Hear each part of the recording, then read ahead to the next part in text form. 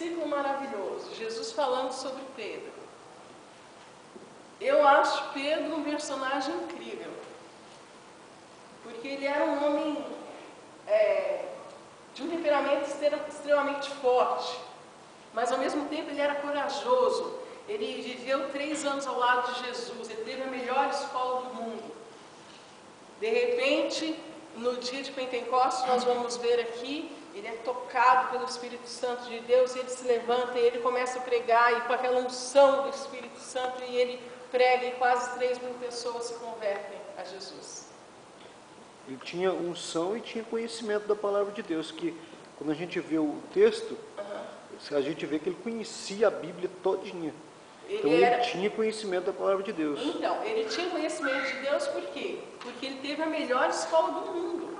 Ele conviveu com Jesus 3 anos aprendendo. Então ele tinha Bíblia, ele tinha conhecimento, e depois ele teve o quê?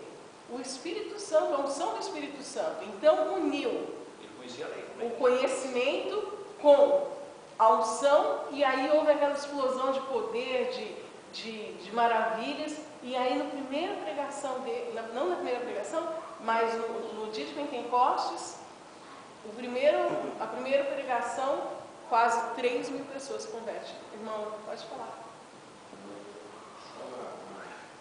Chega mais pertinho da gente. Mais salva, pela Bíblia, Pedro, para mim, no meu conceito, Pedro é um homem rico, bilionário por Deus, porque ele teve o Espírito Santo. Quando as 13 obras, quando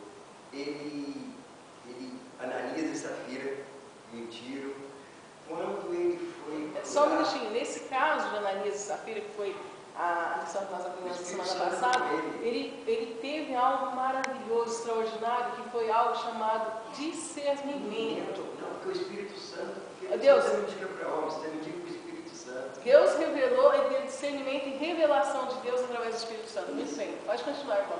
Não, e também quando foi na porta formosa, que Deus falou, esse aqui é aquele quando eu oro, eu sempre oro, Senhor, cura fulano de tal. Se tu queres, tu cura, porque é a vontade de Deus, porque se Deus quisesse, tinha curado aquele homem. Mas como Deus tinha falado, Pedro é que vai curar o meu nome. Então, Pedro passava ali, Deus nem lhe permitiu que tivesse nenhuma moedinha, porque se tivesse uma moeda, ele não ia curar o homem, ele ia dar a moeda. Excelente exemplo, muito obrigada, irmão. E aí eu abro um parênteses importante.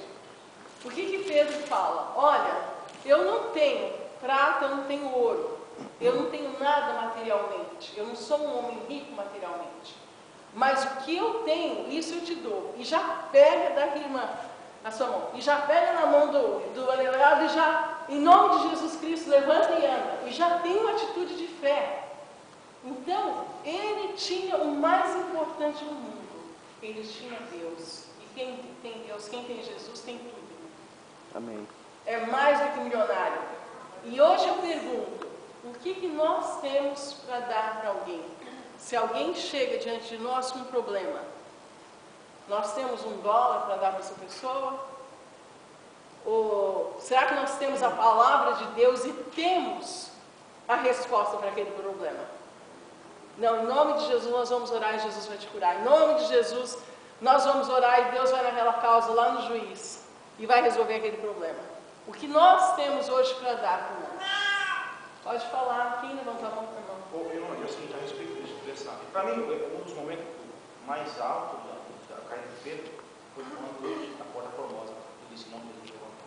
Mas o cristão, isso no meu ver, eu tenho muito respeito pela fé das pessoas, porque Deus é como filho. Se você tem 10 filhos, você trata cada um diferente, porque você não tem como você, eu tenho um parâmetro, eu trato tudo igual. Menino, não, o João é assim, o Paulo é, porque cada um tem um temperamento diferente, uma maneira de ser.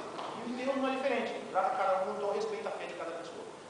E Pedro, porque assim, você como espírito cristão, já aconteceu muito comigo isso. Eu estar dirigindo e sentir de parar o carro e conversar com a pessoa, último dia de vida, eu ia me matar, provavelmente isso aqui na igreja. Então, eu ficar ali 1h30, quase 2 horas conversando, depois eu falar de Jesus para irmãos, Deus vai cuidar da sua história.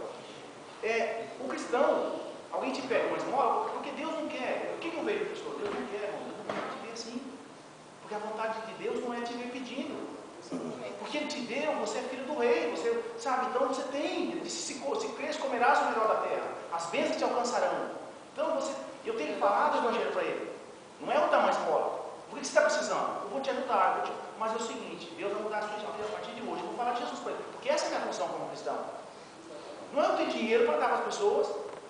Então eu não tenho que ver. E eu tenho certeza que mesmo Pedro tendo ouro e prata, pelo Espírito, né, Santo, a vontade dele não é que o filho dele fica sentado. Porque isso é do diabo. Não adianta alguém falar para mim que alguém está aí pedindo, que conversa é essa. Não, Deus não quer isso.